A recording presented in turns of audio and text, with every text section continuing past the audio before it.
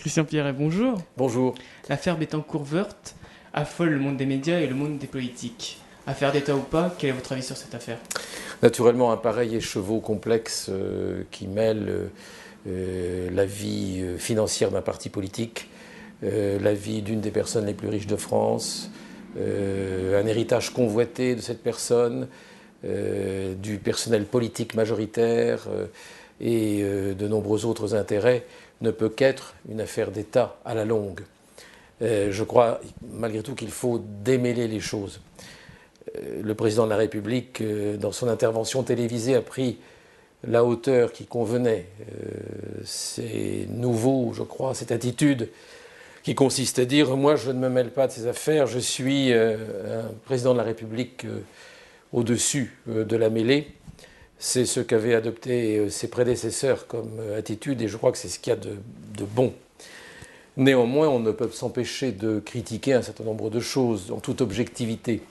Il est anormal que le ministre du Budget ait pu, pendant ce mandat-là, être en même temps le trésorier du parti majoritaire de l'UMP. Il est anormal qu'il ait eu à connaître, car il ne faut pas nous raconter l'histoire, les impôts payés par l'une des premières, si ce n'est la première fortune de France, sont à l'évidence vus non seulement par le cabinet du ministre, non seulement par le directeur de cabinet du ministre, mais également par le ministre lui-même. Moi, j'ai été autrefois rapporteur général du budget, donc parlementaire, et je sais comment la machine budgétaire à Bercy et comment la machine budgétaire à l'Assemblée nationale fonctionne. Il y a naturellement une interrogation sur un certain nombre de très gros contribuables qui, par ailleurs, il faut le souligner, parce que ça n'a pas été assez dit, contribuent à la richesse nationale. Nous sommes pour que L'Oréal, le président Sarkozy l'a dit, reste en France. Nous sommes pour que cette entreprise très internationale ait des bases de recherche, de siège social, de réalité économique, d'emploi et de richesse en France. Et loin de moi de jeter la pierre à l'ensemble d'une des entreprises les plus emblématiques du succès français au niveau de la mondialisation. Mais il faut que tout cela se passe dans la transparence, dans la loyauté des rapports entre les administrations fiscales et les différentes entreprises et les personnes privées, personnes physiques privées qui les dirigent. Et là, je crois qu'il y a beaucoup à dire et beaucoup de clarifications à apporter. Je ne suis pas le seul à le dire. Des personnes de la majorité actuelle, je pense à l'ancien Premier ministre, M. Juppé, je pense à d'autres responsables de la politique de l'UMP, ont pris leur distance avec l'attitude de M. Woerth. L'honnêteté personnelle de M. Woerth n'est pas en cause. L'honnêteté personnelle d'un certain nombre de personnes citées n'est pas en cause.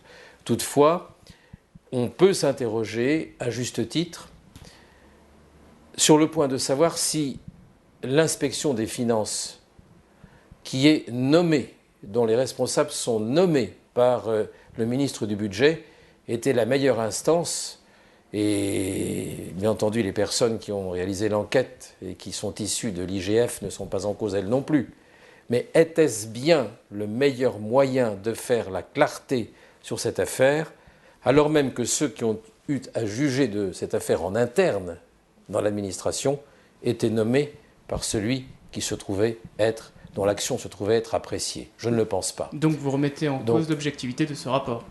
Je ne remets pas en cause l'objectivité du rapport. Je dis que des gens qui dépendent du gouvernement, comme les inspecteurs généraux des finances en dépendent, ne sont pas les mieux placés, malgré la qualité de leur travail et leurs connaissances techniques indubitables, pour, au fond, dire le droit.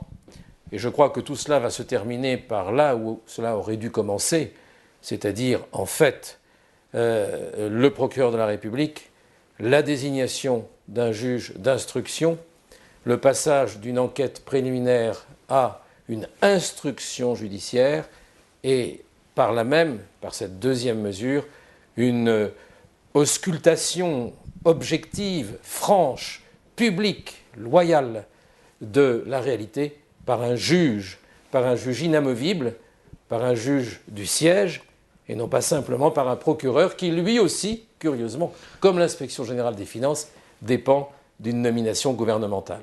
En revenons à la forme de l'affaire. Tout a débuté dans la presse, par des fuites. Vous pensez que la presse est allée trop loin, va trop loin parfois, ou elle fait son travail d'investigation correctement? Je pense que, d'une manière générale, les journalistes font leur travail. Qu'il y ait ensuite une exploitation de la part de tel ou tel organe de presse d'une situation qui résulte de l'investigation normale, du travail normal d'un journaliste, ça c'est une réalité.